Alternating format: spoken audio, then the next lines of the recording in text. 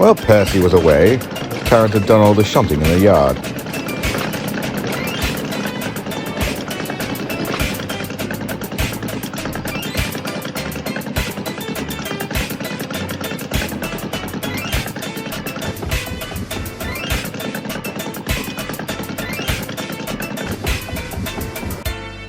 Adaptable, he boasted.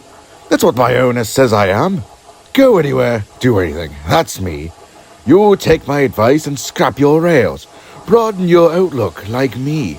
Pooh, pouted Percy. Me? Plough a field? I prefer to stay on my rails, thank you. Steam engines did plough once upon a time and ran on roads. Terence chuckled. The engines remembered Trevor and had to admit Terence was right.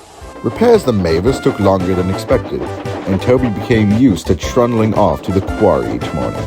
Because of Toby's small water tank, his driver and fireman had arranged with the quarry manager that they should bring loaded trucks down to Farquhar at lunchtime instead of later in the day. It saved time too, for Toby would otherwise have needed an extra jank to fill his water tank. This way, he delivered the trucks and got water in one visit. Time passed, and the weather became colder, with hard frosts during the night.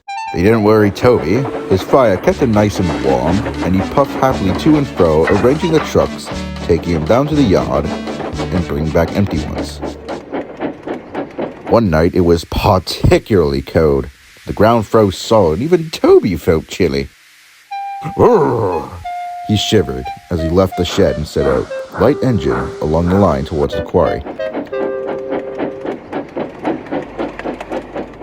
When the ground freezes, it swells. At the road crossing where Mavis had an accident, the frost had swollen earth in the ruts beside the rail so much that Toby's wheels were lifted clean off the truck. There was a crunching noise, a rumbling, and Toby began to shudder. He was horrified. What's happening? The line here curves away towards the quarry, but Toby, with no rails to guide his wheels round, simply went straight on. Whoa there, Toby, said his driver at once and put on the brakes as hard as he dared. Shakily, Toby came to a stop, with all 6 wheels firmly on the roadway. Oh dear, he said, looking at the grass verge in front of him. Now what? His fireman jumped down. No problem, he said. With care, we can have you back on the rails in no time. I don't see how, Toby said sadly. Directed by the fireman, the driver carefully reversed Toby along the ruts his wheels had just made.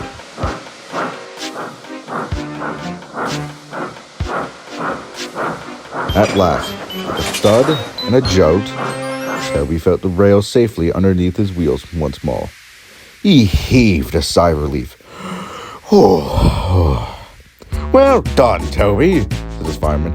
Now spread a few hot ashes from fire along there so it doesn't happen again. Then we can get safely up the quarry, and no one will be any wiser. But they've reckoned without the Fat Controller. When Mavis was brought home after being mended, he came to see the engines.